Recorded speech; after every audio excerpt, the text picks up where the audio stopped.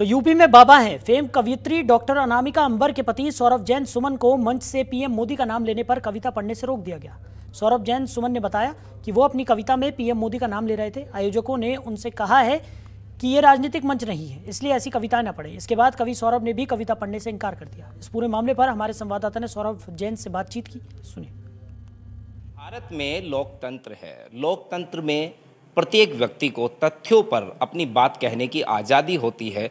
बौद्धिक रूप से मजबूत होता है कवि। सौरभ जैन जी मेरे साथ हैं। सौरभ जैन जी का मेरठ के जानी इलाके में कवि सम्मेलन चल रहा था। जैसे उन्होंने अपनी कविता को पाठन शुरू किया, अपनी कविता कहना शुरू किया, कुछ लोगों ने उन्हें रोक दिया। कविता में नाम आया था देश के प्रधानमंत्री का। वो क्या वाकया है, वो कौन लोग थे और इस पर प्रदेश की पुलिस क्या एक्शन कर रही है। कहते भी हैं यूपी में बाबा, लेकिन क्या आरोपियों को बख्शा जाएगा या उनके जुर्म की उन्हें सजा दिलाई जाएगी। मेरे साथ सौरभ जी, एक बार बात कर लेता हूं, क्या वाकया रहा।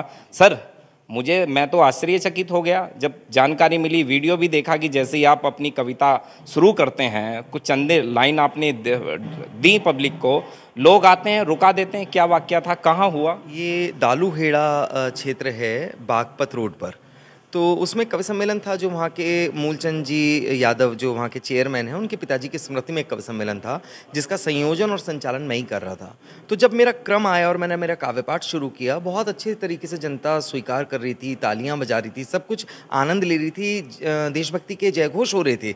उसी बीच में एक टिप्पणी ये आई कि जिस समय विभाजन हुआ या जिस समय स्वतंत्रता हम लोगों को मिली, उस समय काश स्वतंत्रता जिस समय हम लोगों को मिली, उस समय सिंहासन पर भारत के काश कोई ऐसा शेर बैठा होता जैसा आज बैठा है, तो हमारा इतिहास कुछ और रहा होता।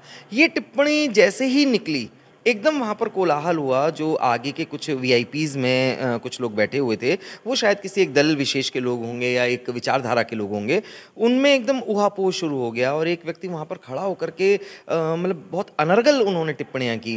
बोले ये तो खूनियों के पक्ष की बात कर रहा है, ये तो एजेंडा लेकर के चल रहा है भारतीय जनता पार्टी के, ये नहीं चलेगा यहाँ पे नरेंद्र मोदी और ये योगी वोगी, ये सब नहीं चलेगा यहाँ पर। आप खूनियों का साथ देते हैं, आप हत्यारों का साथ देते हैं, आप लुटेरों का साथ देते हैं। देश के प्रधानमंत्री और प्रदेश के मुख्यमंत्री को के लिए ऐसे शब्द कहे तो फिर जो चेयरमैन थे वो आए बीच में, उन्होंने उनको भी बैठाया। वो मेरे पास आए, मुझसे बोले कि भाई आप कोई और कविता हो तो और कुछ गा दें, ये तो यहाँ पर नहीं चल पाएगा। तो मुझे ये लगा कि भारत के प्रधानमंत्री का केवल जिक्र होना भारत के किसी भी स्कूल में नहीं चल पाएगा, तो फिर सौरभ सुमन वहाँ पर कविता नहीं पढ़ेगा। कहाँ शिकायतें करी? मेरठ के डीएम दीपक मीणा, एसएसपी रोहित सजवान, किससे कुछ कहा आपने? केवल एक ट्वीट डाला था इस संदर्भ में, और अपने मन की जो पीड़ा थी वो उस ट्वीट में बयान की थी। और उसमें मैंने जो टैग किया था वो हमारे डीएम साहब को भी टैग किया था, मैंने माननीय प्रधानमंत्री जी को भी टैग किया था, और माननीय योगी जी को भी टैग किया था, हमारी उत्तर प्रदेश गवर्नमेंट को टैग किया था। और उसके बाद एक स्टेप उठाया गया। कल मेरे पास डीएम साहब का फ़ोन आया था, हमारे मीणा जी का फ़ोन आया था, और उन्होंने पूरा संज्ञान मेरे से इस संदर्भ में लिया। फिर आज सुबह से एसडीएम साहब के लगातार फ़ोन आ रहे हैं और वो पूरी जानकारी मुझसे पूछ रहे हैं कि भाई आप किन्हें चिन्हित करते हैं, कौन कौन लोग थे। तो जो भी पॉसिबिलिटीज़ हो रही हैं वो हम लोग कर रहे हैं। फिलहाल ट्वीट करने के बाद में जो कान थे सरकार के नुमाइंदों के खड़े हो गए हैं। कवि जो पीड़ित हैं इस दर्द से, वो भी अपनी व्यथा आपको बता चुके हैं। अब देखना है, जांच है, सवाल हैं कि जो आरोपी हैं, जो असामाजिक तत्व हैं, उनके खिलाफ क्या एक्शन किया जाता है। अपने वीडियो जर्नलिस्ट नीरज सिंह के साथ अरुण सागर राज, जनतंत्र टीवी, मेरठ।